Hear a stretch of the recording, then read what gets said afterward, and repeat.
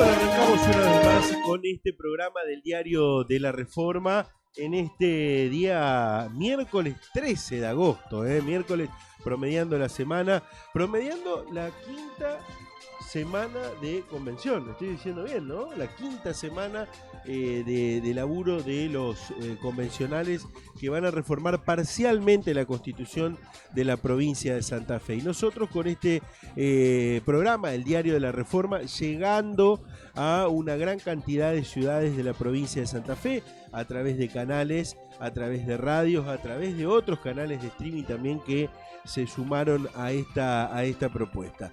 Está Facundo en los controles, Bárbara en la producción, bueno, todo el equipo de política de santafe.com también acompañándonos y apoyándonos a través de las redes y a través de las notas que se van subiendo al portal de noticias, porque además de lo que acontece con la reforma de la Constitución, están pasando muchísimas cosas en la política santafesina, porque también se atravesó la campaña o la rosca electoral, más que la campaña, todavía no arrancó la campaña, la rosca electoral por el cierre de listas para las elecciones nacionales del mes de octubre. Hoy vamos a tener dos invitadas, en este caso dos mujeres, una convencional, la otra a cargo de la Asociación de Defensores Públicos de Rosario, para hablar de temas importantes y por supuesto que temas que se están debatiendo en esta reforma de la Constitución.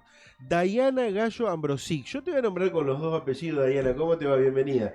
Bueno, muchas gracias y te agradezco. ¿Estás acostumbrada o Dayana Gallo? No. De hecho, hasta hemos hecho un video explicando de qué es Gallo Ambrosis. Gallo Ambrosic. Yo siempre digo, porque nosotros trabajamos el derecho a la identidad. Y el nombre y el apellido tienen que ver con eso. Y para mí es fundamental tener los dos apellidos, Gallo Ambrosis, Gallo del de mi papá, Ambrosis del de mi mamá, pero lo tengo así legalmente y así me conocen también en el sistema educativo y en los distintos lugares. Así que te agradezco por nombrar los dos apellidos. Bueno. Dayana, han hecho un trabajo previo, nos consta, y antes de la entrevista, bueno, charlábamos aquí que ya estuviste en otro medio que tenemos en el mismo edificio, y han hecho un trabajo previo con un compañero como Gino Sbagliati. Sbagliati, ahí está. En la previa a la reforma, a esta convención reformadora, ¿cómo han volcado esto? ¿Están pudiendo volcarlo todo lo que recogieron de la ciudadanía, de esas voces con las cuales se entrevistaron? Sí, nosotros volcamos en el proyecto que presentó el Partido Socialista, que trabajamos durante varios meses y además porque hace años que el partido venía planteando la necesidad de la reforma constitucional. Lo que hicimos fue llevar allí en discusión de las comisiones que hicimos internas del partido, lo que habíamos recolectado de los distintos grupos con intereses varios, ponerlo, plasmarlo ahí, y obviamente también invitamos cuando la población participó de la reforma, presentando su proyecto, su tema, donde convocamos a todos esos grupos a que estuvieran en las diferentes audiencias, y bueno, y eso fue lo que se hizo. Y la verdad que ha sido muy provechoso, porque no es lo mismo que nosotros estudiemos los temas a que escuchar en primera persona a quienes todos los días militan y abrazan esa causa, esos derechos que quieren que estén consagrados en la Constitución. Entonces, realmente fue un trabajo muy arduo, sigue siendo un trabajo complejo porque ahora tenemos que ponernos de acuerdo en los dictámenes en cada una de las comisiones, y es una tarea que lleva hasta el punto y coma, ¿sí? Claro. O sea, y no hay que errarle. Y no hay que errarle, la responsabilidad es enorme. O sea, te cuento, Juan, yo soy profesora de Historia Constitucional Argentina en la Universidad de Rosario, en la Facultad de Derecho. Doy las reformas desde que se sancionó la Constitución Nacional hasta el 94. Claro. Entonces, para mí esto es fundamental porque además de como militante del Partido Socialista de hace más de 25 años, poder tener esta oportunidad de reformar la Constitución no es solamente un honor, sino que es una terrible responsabilidad que tenemos con toda la sociedad, porque esto nos va a regir los próximos 30, 40 años, seguramente. Si tardamos 60 en cambiarla, obviamente tenemos que pensar que no es solamente para el presente, sino el futuro de los santafesinos y santafesinas. Diana, venís del partido que yo me hago cargo, vos después dirás si estás de acuerdo o no. Ajá. A ver, y me gusta que me aclares de dónde venís y qué es lo que haces, porque en definitiva muchos, y yo soy parte, de que criticamos el proceso de la reforma, cómo se dio. Digo en cuanto a los tiempos. Ajá. Ustedes, lo que te pregunté primero, venían de escuchar personalmente a muchos ciudadanos que quisieron aportar. Se notó en este tiempo ya con la reforma que hay muchos ciudadanos que quieren aportar. Por ahí hubiese sido bueno hacer como hizo el socialismo en su momento cuando fue gobierno, en el gobierno de Miguel Lifchi, que recorrió 1 año y medio. Incluso he tenido la posibilidad de ir a muchísimos de esas audiencias públicas, esos encuentros ciudadanos que se realizaban. Y yo creo que le faltó eso a esta reforma o a este proceso que estamos viviendo que va a terminar en alguna semana. ¿Cómo lo ves? Yo creo que el proceso que llevamos como partido se tomó ahora porque quienes integramos el Frente Unidos estábamos en aquel entonces, salvo el PRO, que como es, digamos, la nueva incorporación al Frente, somos quienes estábamos en el Frente Progresista Cívico y Social, los partidos mayoritarios como la UCR, el socialismo, el PDP, digamos, el GEN, digo, por nombrar el CREO, son partidos que ya habíamos hecho todo ese camino juntos, en donde cuando en su momento nuestro gobernador Miguel Lifchitz, él convoca, estábamos todos esos partidos trabajando en estos foros que vos decís, en estas audiencias públicas. Con lo cual allí ya hay un bagaje que traemos para la reforma. Los tiempos sí, siempre son cortos porque la vida es vertiginosa. Igual, si nosotros hubiéramos planteado tener más tiempo, digo, en realidad tuvo que ver con algo también de voluntad, de escuchar a la gente. Yo creo que cada espacio fue escuchando, hizo sus actividades. Nosotros hicimos la previa de la reforma y eso lo llevamos. Acá también hay que ver los tiempos políticos.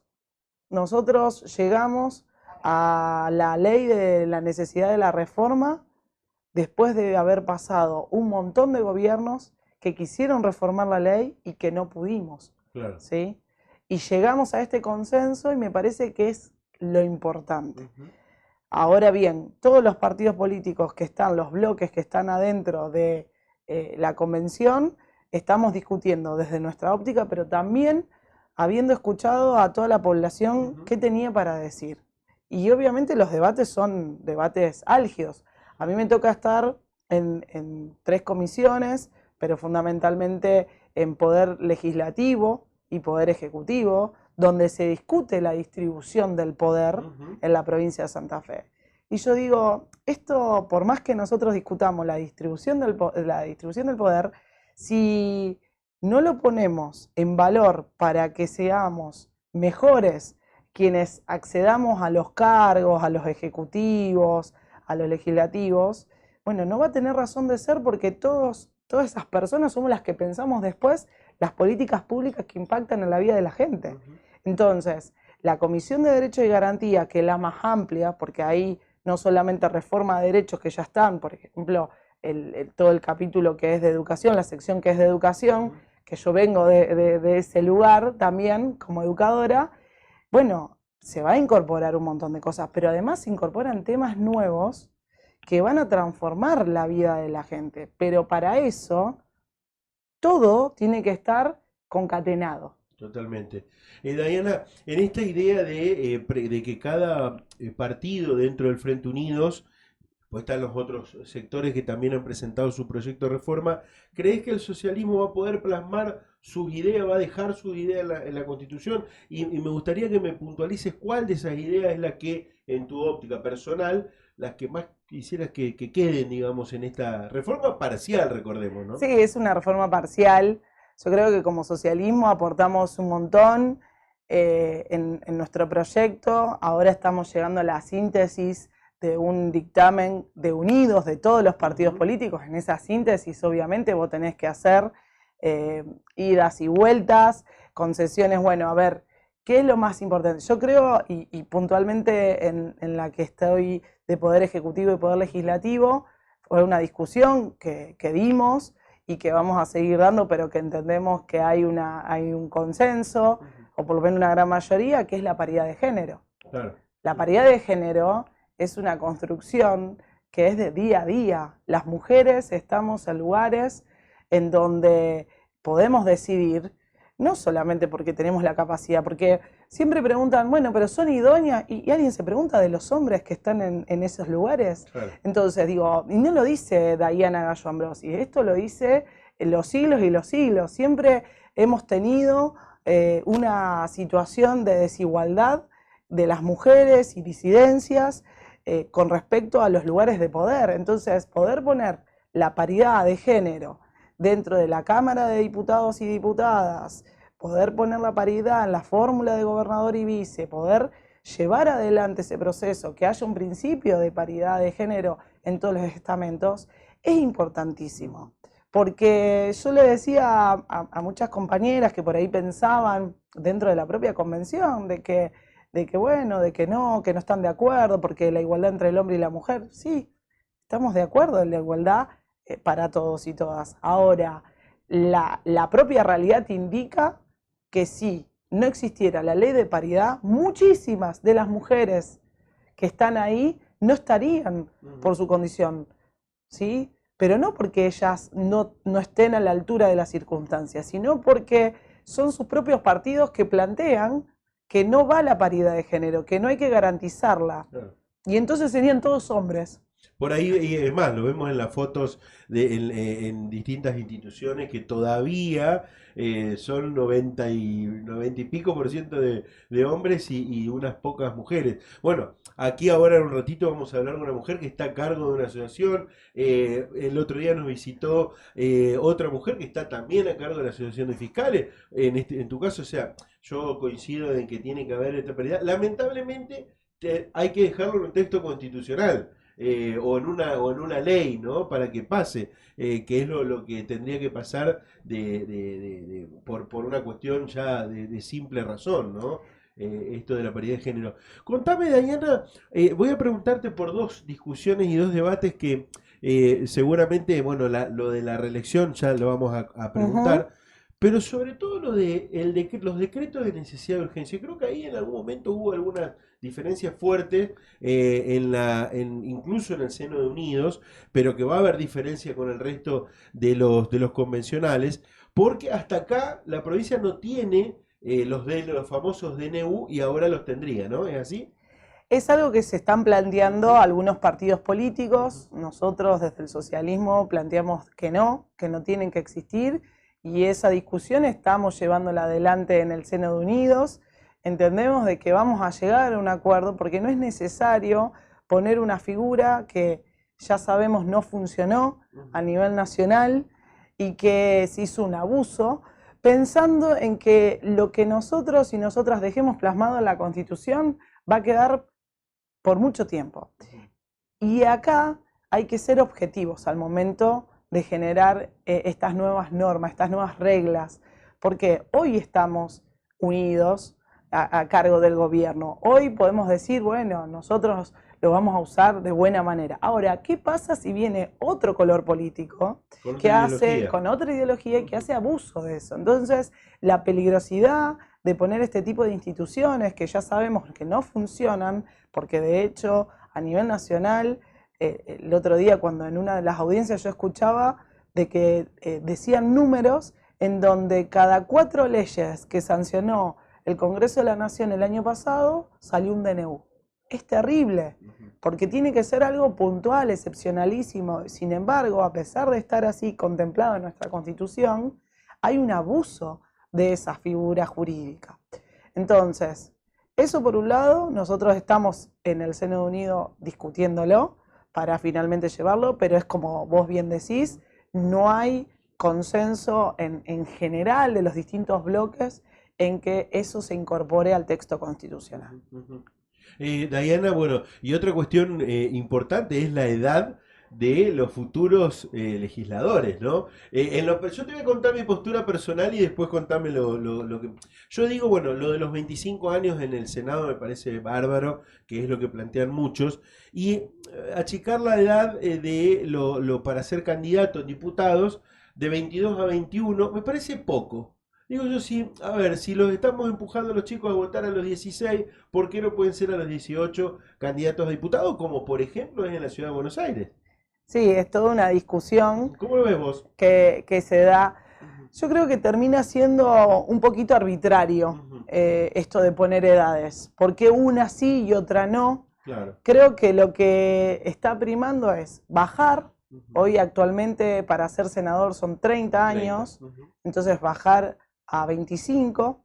Y con respecto a diputados, también lo que ahí se plantea son distintas las posturas, porque el senador está en primera persona y es único. claro. Entonces la gente ve a quién está votando, porque es una sola persona la que va a ingresar por el departamento. Ujú. Con diputados no pasa eso, porque en diputados son las cabezas de lista y después atrás vienen un montón de otras personas El famoso caballo de Troya. que, claro, que no se... Entonces ahí también había una discusión, hay una discusión que plantean, bueno, si bien está la voluntad de que puedan elegir, Ujú, el hecho de que sean elegidos a lo mejor no está la evolución, planteaban algunos desde la cuestión médica, no ujú. está todo el desarrollo que tiene que tener un ser humano para poder asumir semejante responsabilidad como es una diputación, pero también nosotros desde el socialismo planteábamos, bueno, pero lo mismo pasa con el Senado, o sea, ¿por qué un diputado y un senador tienen que tener diferencia? Nosotros planteábamos de que tenía que tener igualdad y que tenía que ser 21 años. Bueno, en ese juego de poner cada partido político Ujú, la edad es que tratamos de llegar a un consenso ujú. en donde estaríamos de acuerdo en su mayoría de que 25 años quedaría para senador y 21 para Para diputado. diputado. Eso sería lo que llegamos al consenso. Bien. En la reelección del gobernador, en la reelección del gobernador y vice del binomio, creo que hay consenso de que tienen que tener la reelección Sí, todos los bloques plantean la reelección. Sí, donde se trabaje en la cláusula transitoria para que reelija Puyaro, ¿no? sí. Yo ahí te lo explico ya como Sí, abogada. dale, contame. ¿Sí? Ahí se está incorporando un nuevo derecho, o sea, se le está dando la posibilidad a un gobernador y vicegobernadora, en este caso, Ujú, de que tengan un derecho a presentarse nuevamente contando este mandato como el primero, ¿sí? Porque en realidad la discusión también se da de que este tiene que ser el primero. En eso ujú, hay como una mayoría ujú. que plantea. Ahora bien, vos estás ampliando un derecho. Entonces, si hoy vos tenés desde el consejo, desde los concejales, hasta los senadores, diputados que tienen reelección indefinida, y dijimos que íbamos a terminar con las reelecciones indefinidas y por eso se pone un plazo en donde vos te podés presentar una elección 4 años más, que te tiene que votar la gente, porque Sí, eso sí, es sí. también el Sí, otro. sí. Digo, Ujú, te tenés que presentar, tenés que cumplir con todos los requisitos y además ser electo por la población. O ujú. sea, no es que ya le garantiza al actual gobernador que tenga una reelección. Tiene que ganarla a esa Claro. Ujú, reelección. Entonces ahí se está ampliando un derecho y permite, cuando vos ampliás derechos, en realidad no hay ley que espere. Lo incorporás directamente, digo, en cualquier otra esfera, en otra materia, pasa eso. ujú. Entonces acá es lo mismo, lo que pasa es que juega toda la situación política, Claro. ¿no?, de la provincia. Pero también estamos reduciendo mandatos Ujú. para los demás Igual legisladores. ahí hay una contradicción porque los legisladores reelectos van a ser reelectos recién cumpliendo como mandato el próximo periodo. Pero en realidad tiene que ver, a ver, tiene que ver con una cuestión de que vos a ellos, a todos los demás legisladores, le estás quitando Ujú, derechos. No le estás ampliando el derecho, se lo quitas. Entonces le estás cambiando las reglas de juego cuando ya estaban en el medio, digamos, del partido. Entonces hay como una diferenciación. Podemos tener criterios. A ver, si vos me decís Diana Gallo Ambrosis, ¿qué piensa lo individual? sí. Yo pondría a todos en el mismo periodo. Ujú, ¿Sí? Este es el primero y después lo que viene el segundo. Pero esa es una posición estrictamente Sí, sí, sí, personal. personal. Pero la realidad te indica también que vos estás sacando derechos y que todo es eso. Digo, no solamente porque aparte, no estamos hablando solamente de diputados y senadores, estamos hablando de los presidentes comunales, de los intendentes, de los concejales. Entonces, ellos también, digamos, están a la expectativa, che, yo ahora salí electo intendente. Las comunas, por ejemplo, y municipios que van a contramano de la mayoría, porque Claro. se crearon después y fueron sus elecciones. Dice, ¿tengo 2 años o tengo 4? O sea, ¿cómo van a hacer? Bueno, entonces hay que tratar de generar un equilibrio para que no haya nadie que plantee la inconstitucionalidad de la Constitución, porque estaríamos ante una situación difícil de una Constitución que queremos que salga de la mejor manera, porque esto, digo, en su mayoría lo que la gente va a ver que es por y para la sociedad. Quizás no el 12 de septiembre cuando juremos por la nueva Constitución, pero esto va a hacer que el año próximo se empiece a mover todo el año legislativo y se sancionen las leyes que permitan que todos esos derechos que nosotros vamos a incorporar se ejerzan. Claro. O sea, el cómo. Porque vos decís, bueno, el derecho al acceso al agua, está fantástico. ¿Cómo? Claro. Entonces ahí vas a tener que pensar en, una vez que vos garantizás el derecho al agua, ¿sí? Como un bien social, un derecho humano, que el Estado debe, digamos, garantizar, obviamente es un recurso natural, pero también qué importancia tiene de que cada vecino de la provincia de Santa Fe tenga su acceso al agua. Acá en Rosario mismo tenemos barrios que no tienen agua. Bueno, ayer hablábamos con dirigentes de Luz y Fuerza, del derecho a la energía, que hay vecinos en la provincia que no la tienen. Cierro con dos, Dayana. Sí. Una, a ver, y lo decías al principio de la entrevista, es una reforma parcial que nos va a regir por muchos años. Ojalá que se vayan haciendo reformas más cortas, porque ya se va a sacar este lastre que fue lo de la reelección del gobernador, ya va a estar. Por eso yo creo que en otras oportunidades se ha trabado en la discusión o en el debate y no salía. Entonces, creo que tiene que tener amplios consensos. No sé cómo, y por ahí a lo mejor ahí voy a apelar a que nos dejes tu mirada de cómo viene la historia de los consensos, en esto de la reelección de Puyaro, en esto de las reformas políticas, que creo que entre autonomía, esto y lo judicial son los temas por allí más candentes. ¿Cómo vienen los consensos? Está muy buena tu pregunta, porque primero llegamos por consensos a esta reforma. La ley de necesidad de la reforma hizo que pudiéramos hoy estar discutiendo esta reforma parcial. Y lo que estoy viendo, que lo he dicho en la comisión, es una madurez política de parte de todos los espacios para trabajar seriamente todas las temáticas, no solamente quienes somos convencionales, sino asesores, asesoras, la gente de planta de ambas cámaras, los periodistas, porque están todo el tiempo allí o están tratando de entender para transmitirle a la población qué está pasando. Yo creo que hay una responsabilidad colectiva de todos y todas quienes estamos pendientes de esta reforma constitucional, y me parece que va a primar los consensos.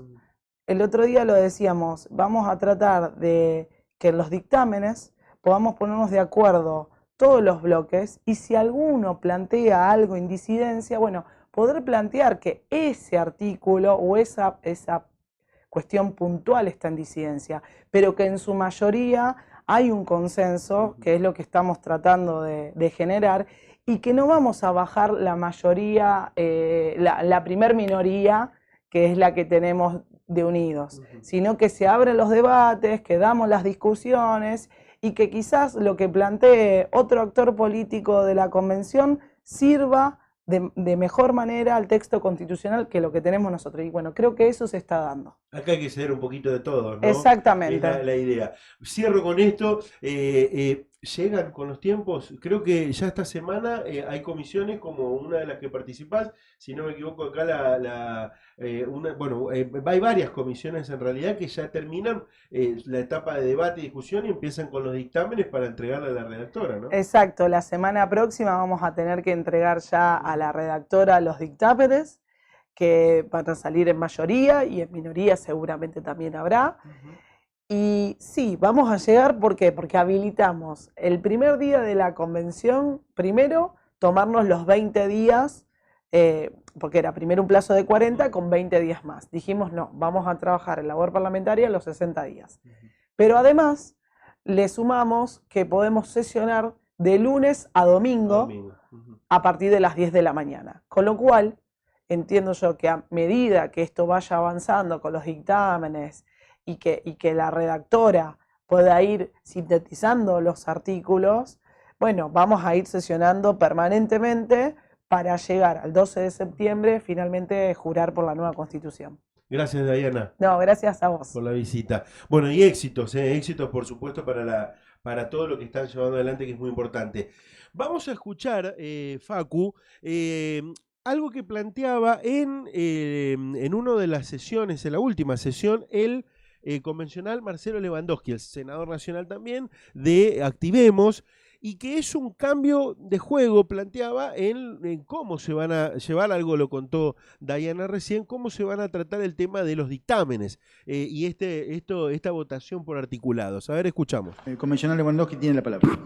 Gracias. Llega el momento de la elaboración de los dictámenes. Hemos escuchado a instituciones, a ciudadanos de toda la provincia. Se ha dado una gran cantidad de proyectos en cada una de las comisiones. Y lo que no queda muy claro, y lo he notado en muchas comisiones, es cómo vamos a terminar votando cada uno de la gran cantidad de artículos que hay. Entonces, nosotros entendemos que en declaraciones de derechos y garantías o en el funcionamiento del Estado y participación ciudadana, evitar generar despachos únicos por comisión con todos los temas que son muy distintos en una misma comisión. Por ejemplo, está causa Malvinas, seguridad pública, servicios públicos, mecanismo de participación ciudadana. Entonces, digo, ¿cómo vamos a amalgamar tantos temas para que salga en un despacho único? Porque de pronto vamos a tener coincidencia, nadie va a estar en contra de Malvinas, salvo que alguno proponga la autodeterminación de los Kelpers. Creo que vamos a estar todos de acuerdo en la soberanía de Malvinas, pero de pronto hay disidencias en temas que maneja una misma comisión. Distinta por allí las causas en donde tiene que ver con poder legislativo, ejecutivo, judicial, en donde se pueden amalgamar, como bien dejamos sentado en el artículo, la posibilidad de que las comisiones puedan de pronto con temas comunes establecer un solo temario para ser votado. Pero me parece que esto es algo que hay que definirlo, porque cuando pasen los distintos dictámenes, pasen a la comisión redactora y después lo pongamos en el pleno de la Cámara, tenemos que tener en claro realmente cómo vamos a votar y cómo vamos a separar. Porque puede ser que en 10 temas distintos estemos de acuerdo en 9, pero si no estamos de acuerdo en uno, vamos a votar en contra de los otros 9. Me parece que es la mejor forma de lograr un consenso, como ocurrió en el reglamento. En el reglamento creo que en 80 y pico, 90 artículos, hubo disidencias en 1 o 2 y votamos todo en 2. La mayoría, sobre todo en el 72, fue el que más disidencia tuvo, pero acompañamos en los otros. Entonces me parece que es un tema que merece ser tratado, aclarado y que lo pongamos en discusión con el Pleno de la Convención. Muchas gracias, señor presidente.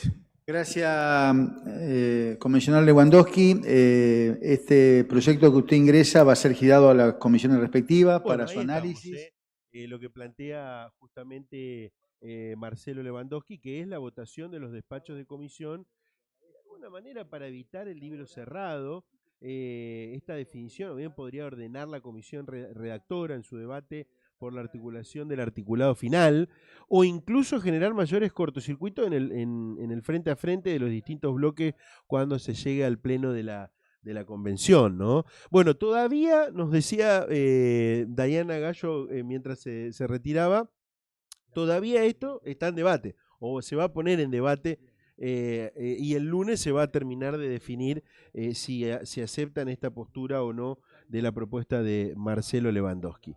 Florencia Chaumet, así es Florencia, ¿no? Bienvenida, ¿cómo va? Bueno, no, por favor, gracias por hacerte un lugarcito. Asociación de Defensores Públicos de la provincia de Rosario. Uh-huh. Uh-huh.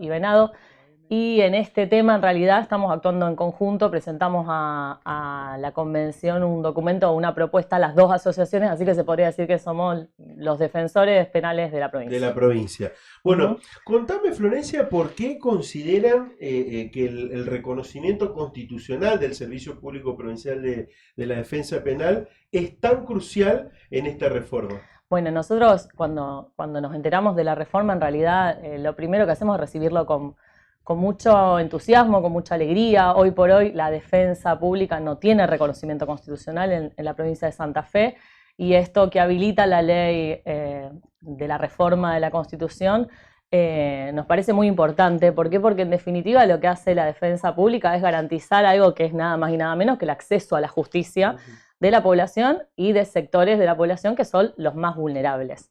Es por eso que ya de por sí el reconocimiento del Servicio Público de la Defensa nos parece un paso hacia adelante en reconocimientos de derechos.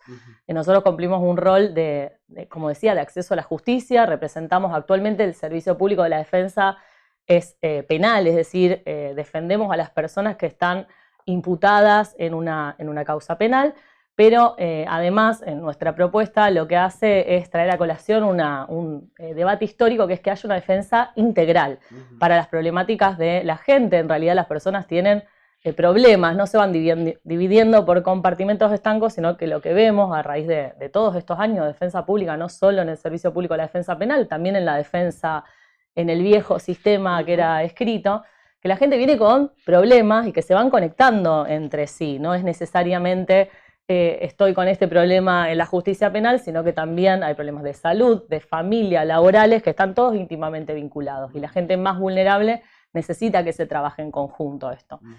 Yo te voy a ir llevando por justamente algunos temas y algunas cuestiones, para que la gente también, algún desprevenido, alguien que no sabe cómo es el servicio de defensa público penal, en este caso, pueda aprender un poco, pueda conocer un poco, y también para visibilizar, como decíamos en la previa, esta cuestión que es muy importante.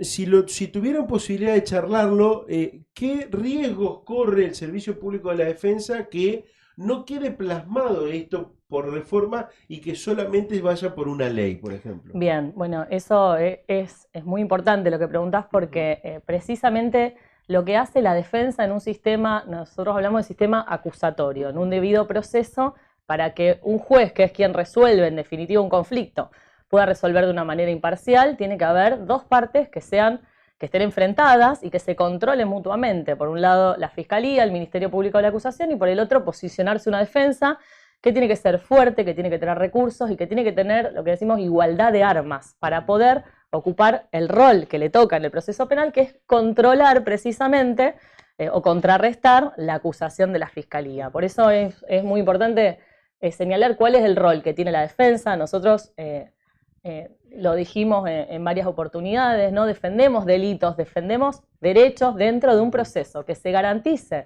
todos los derechos dentro de este proceso para que se llegue finalmente a una sentencia que puede ser condenatoria o no, bajo la premisa de que toda persona es considerada inocente hasta tanto no haya una sentencia judicial de un juez que la declare culpable. En este rol es muy importante que tengamos la igualdad de armas y de reconocimiento de derechos que los fiscales. ¿Por qué? Porque si dotamos al Ministerio Público de la Acusación de una estructura enorme, llena de recursos, y a la defensa la achicamos, no vamos a poder hacer precisamente control de pesos y contrapesos que tiene que garantizar el sistema acusatorio en cualquier proceso, pero en el proceso penal sobre todas las cosas. Nosotros, la defensa pública penal, no solamente representa a una persona que está imputada, que hasta el principio puede ser una persona inocente, que está imputada de haber cometido un delito, sino que también controlamos la legalidad de este proceso, y no solamente de esto, sino también de las fuerzas de seguridad. Podemos actuar también colectivamente en representación de intereses de toda la sociedad, y por eso consideramos que es tan importante el reconocimiento constitucional de los defensores, que son nada más y nada menos que quienes día a día, con mucho esfuerzo, con mucho compromiso, defienden a las personas más vulnerables de esta sociedad. Recordemos que muchas veces cuando la persona llega al sistema penal es la primera intervención que tiene con el Estado. Claro. Estamos hablando de los últimos estratos de vulnerabilidad de la sociedad. Por eso creemos que es importante el reconocimiento constitucional de derechos para quienes tienen que ejercer esta labor. Hoy está la discusión, bueno, ya te cuento que nos preparamos y ahora te voy a contar y le voy a contar a la audiencia y me vas a ayudar a ver algunas estadísticas que hay que asustan por la importancia que tiene lo que decía en este caso Florencia, de darle derechos a la gente y sobre todo a la gente más vulnerable.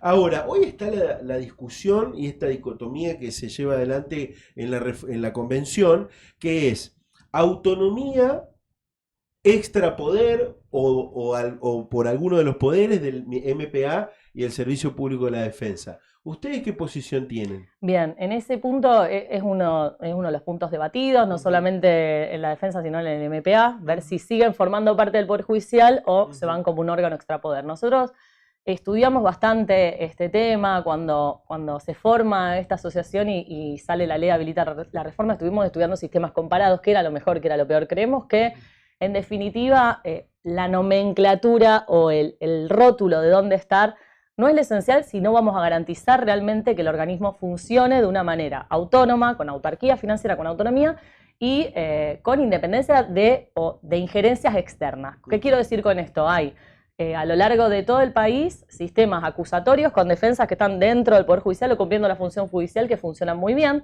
y también puede pasar que haya un órgano extrapoder al que no se dote de recursos y termine, como decíamos, disciplinado. Exactamente. Disciplinado por el poder político también, ¿no? Tal cual. Por eso creemos que lo relevante en la propuesta nuestra era proponer cuáles eran las garantías esenciales que en este texto constitucional que pretende reconocernos estén incluidas para la defensa pública y que garanticen autonomía y autarquía financiera, garantizada desde ya, esté donde esté, que garanticen también los mismos derechos para los magistrados que para los defensores y fiscales. Esto tiene que ver con la designación, con la remoción, que tiene que ser por un órgano que sea externo, que sea objetivo, que tenga parámetros objetivos, que tenga una composición plural y equilibrada, es decir, no solamente por un sector político o no sin un sector político, que tenga garantías, inmunidades, al igual que la tienen hoy por hoy los jueces y los fiscales. Nosotros en esta tarea que te decía de controlar a las fuerzas de seguridad, muchas veces tenemos que asumir posturas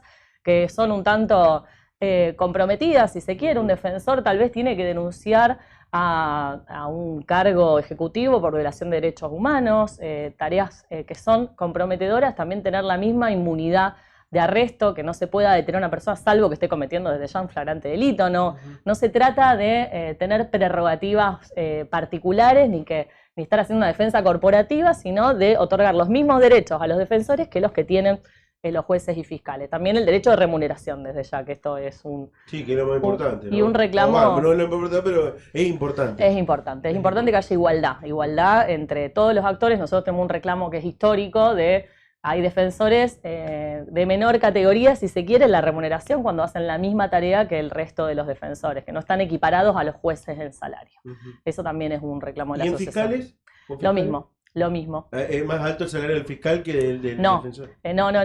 Hay fiscales que tienen el mismo salario que jueces y defensores y hay fiscales adjuntos que están en una categoría por debajo. Bien. En remuneración. En remuneración, sí, por supuesto. Te voy a contar, a ver si me ayudas en esto. Digo, bueno, acá según una estadística que lleva adelante la Oficina de Gestión Judicial de la Segunda Circunscripción Judicial con sede Rosario, a mayo de 2025, y esto es para hablar de otro tema importante que vaya si lo deberían tener consideración a la hora de hablar de la autonomía económica y sobre todo la economía, más allá, como decía, de si es extrapoder o es del Poder Judicial.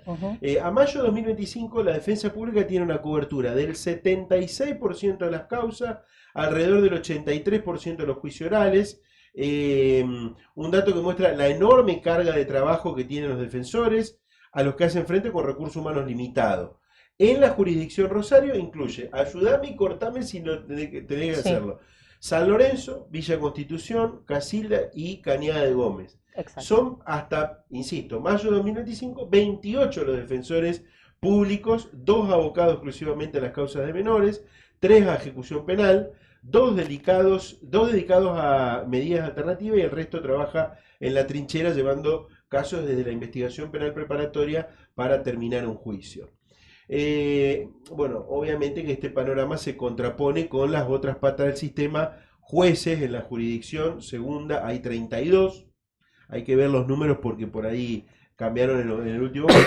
Fiscales que a los ya nombrados sumaron 22 nuevos fiscales subrogantes, los cuales se añaden a las 5 que ya pasaron del fuero menores a fiscalía. Bueno, son algunos de los datos para ver la crisis, creo yo, también en los recursos humanos. Digo, en Rosario la defensa pública atiende más del 70% de las causas penales, pero la pregunta es, ¿cómo se sostiene este volumen de trabajo con tan pocos defensores?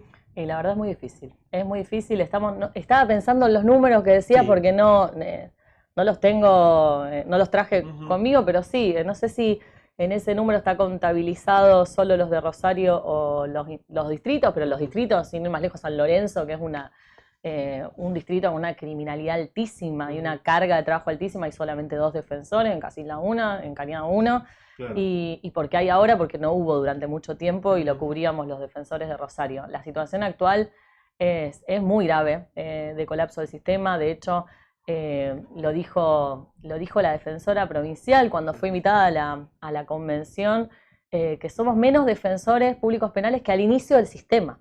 Yo quiero que se entienda que este sistema empezó con una carga de trabajo cero. O sea, las causas que estaban en trámite quedaron en otro lado. Empezaron como, bueno, a partir de ahora estos delitos van a atender esta defensoría con una cantidad de defensores que ahora estamos siendo menos porque no se cubren las vacantes. Esto, bueno, hay concursos ahora en trámite, esperamos que prontamente se resuelven porque sinceramente no estamos pudiendo ni siquiera cubrir la base que es el asistir a las audiencias, porque claro, como sabrán el Ministerio Público de la Acusación sí creció muchísimo en recursos humanos y en cargos. Entonces sostener ese acusatorio y sostenerlo de una manera eficiente, porque pretendemos no ser solamente una figurita que se coloca en una audiencia para justificar que hay un defensor, sino un defensor que pueda controlar la prueba, que pueda hacer entrevistas, que pueda entrevistarse con el defendido antes de la audiencia, que pueda ofrecer pruebas. Es decir, todo esto requiere muchísimo trabajo invisible también. A veces se contabilizan solo cantidad de audiencias, que son muchas, pero bueno, está costando mucho cubrir la demanda de trabajo. Por eso lo que decíamos, sin recursos, sin presupuesto, es lo fundamental para que la defensa funcione de manera eficiente. Yo por ahí no tengo ningún tipo de miedo de quedar expuesto ante alguna pregunta que a lo mejor me equivoco, pero decime y corregime si no es así. Yo escuché en algún momento que hasta querían eliminar el Servicio Público de la Defensa y que había algunos lobbies en cuanto al tema, ¿no? Hubo una ley que tuvo media sanción, que finalmente un proyecto de ley que finalmente no fue ley, que proponía que se vaya, bueno, se dejen los que están hasta que se vaya jubilando o desapareciendo y no nombrar más, y que, bueno, generar como un sistema pseudo privatizado de defensa. Es decir, hay en algunos países del mundo, esto funciona así, se le paga estudios jurídicos, que bueno, es un sistema que, si bien nosotros, y lo dijimos cuando fuimos invitados a la convención, se nos hicieron preguntas en este sentido en relación a los defensores particulares, a los defensores de confianza. Esto es el principal derecho que tiene una persona en un proceso, designar a su propio defensor. Lo que pasa es que lo que vos decís, los números son contundentes. La gente o no tiene recursos o accede primero al Servicio Público Provincial de la Defensa Penal. Lo que se pueden hacer son convenios desde ya, pero la defensa pública realiza tareas mucho más allá de estas defensas particulares. Imagínate si un defensor que defiende los intereses de su cliente, que es el que le paga en definitiva, va a interponer un habeas corpus colectivo a favor de todos los privados de la libertad en las cárceles de la provincia. Esta es una tarea que tiene que ocupar un organismo que sea autónomo, que sea independiente del poder político, y con esto no estoy sentando posición sobre si fuera o dentro del Poder Judicial, es como te decía, una posición en la que no nos metemos porque creemos que garantizar los derechos del defensor puede hacerse de las dos maneras, y porque tampoco tenemos el consenso interno para decir eso, para tomar esa posición, pero bueno, me fui por las ramas, creo. No, está bien, está perfecto y está bueno. Me van a marcar los tiempos los chicos de producción de cómo estamos, pero digo, en cuanto a las vacantes, ustedes de alguna manera defienden este servicio, ¿no? Este servicio público de la defensa. Y en cuanto a las vacantes, me imagino que han tenido reuniones, han llamado por teléfono. Bueno, aquí te veía el paso ahora con la convencional y hay buena relación, me imagino. Pero ¿cuál es la respuesta? ¿Tuvieron alguna respuesta? ¿Qué les dicen en cuanto al problema de esta gran necesidad de vacantes que hay? La verdad es más bien una cuestión institucional, más allá del reclamo como asociación, lo hacemos a través de nuestras autoridades. Y bueno, lo cierto es que hay un concurso abierto que estaría para terminar de resolverse y para que el gobernador mande pliegos. Esto estaría por suceder según nos comunicaron, pero bueno, no tenemos ninguna certeza en torno a cantidad de cargos ni plazos, pero realmente esperamos que así sea porque estamos en una situación, ya decía, como vos mismo lo planteabas, bastante dramática. Esto de el traspaso de la justicia de parte de la justicia federal, del narcomenudeo, el traspaso de la justicia de menores, todo sin un solo recurso, agravó aún más las condiciones de trabajo de los defensores y la capacidad de dar respuesta a la gente, que es en definitiva lo que queremos.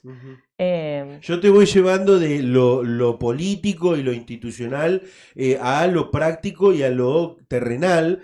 Y en esto también digo de esto último porque también está bueno exponer las situaciones que se viven. Y en esto de exponer las situaciones, me gustaría que le cuentes a lo que nos están viendo, nos están escuchando, las consecuencias reales que sufre una persona defendida por un defensor saturado de audiencias y causas, ¿no?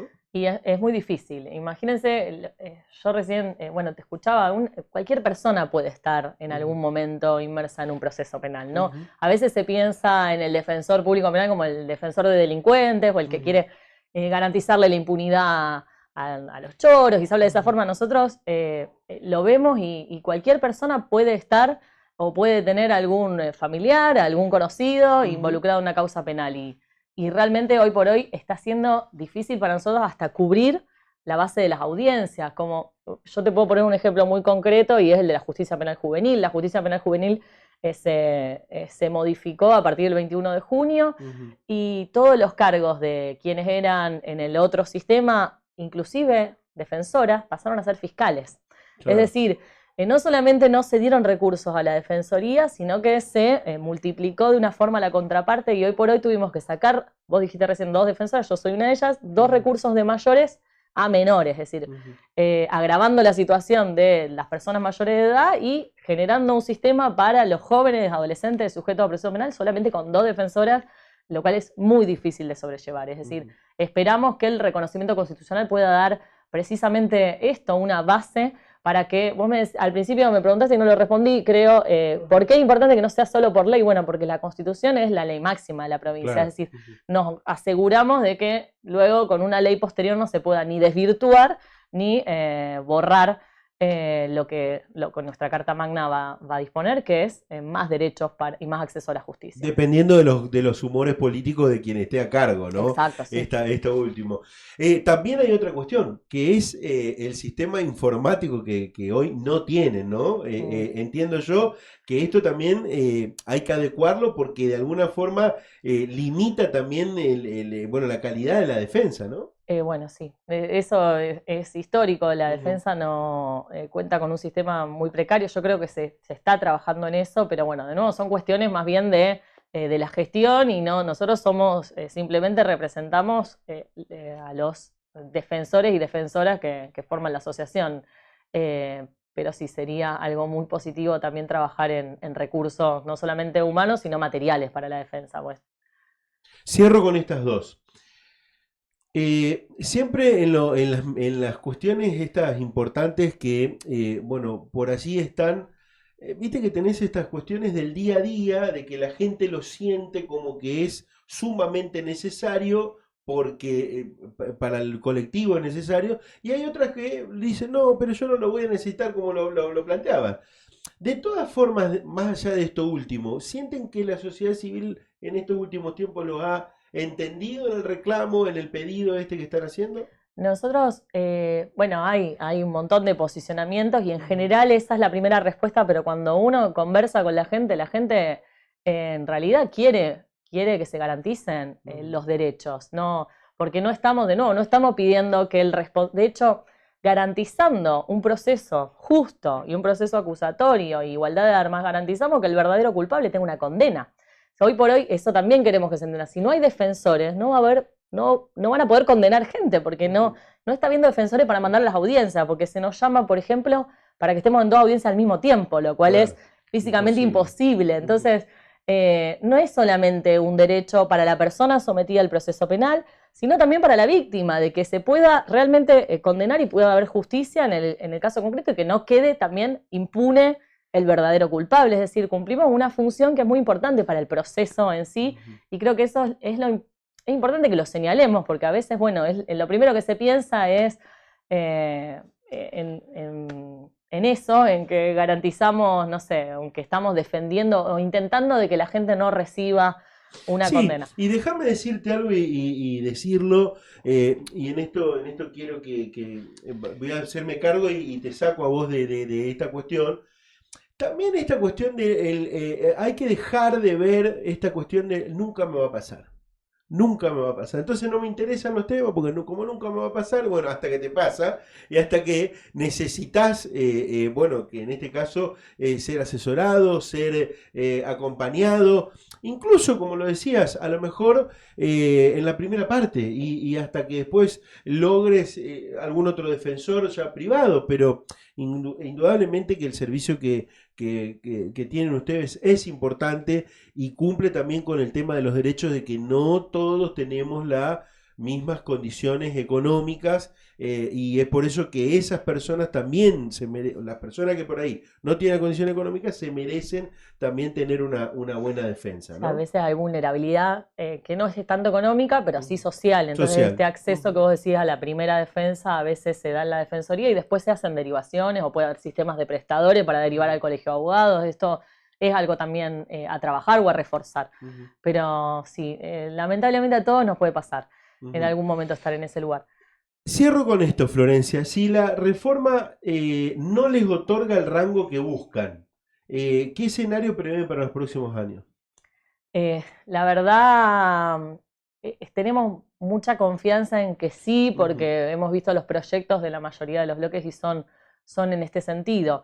Si no, bueno, nosotros venimos funcionando con reconocimiento legal, no solamente con este sistema oral, sino desde mucho antes. La defensa pública siempre tuvo un papel muy importante en la provincia de Santa Fe, inclusive con muchos menos recursos antes que el SPPP, así que bueno, seguiremos en la lucha. En la lucha. Bueno, de todas maneras me gusta esa confianza que tenés, porque en realidad la idea es esa, ¿no? La idea es que quede plasmado una reforma que nos contenga a todos y que justamente amplíe derechos, amplíe derechos que por allí, por la cantidad de años que no se reformaban, no existía hace 63 años el Servicio Público de la Defensa, ni siquiera el Ministerio Público de la Acusación en la provincia de Santa Fe, así que bueno, es muy importante que ahora se amplíen estos derechos. Gracias por la visita. Al contrario, gracias a ustedes.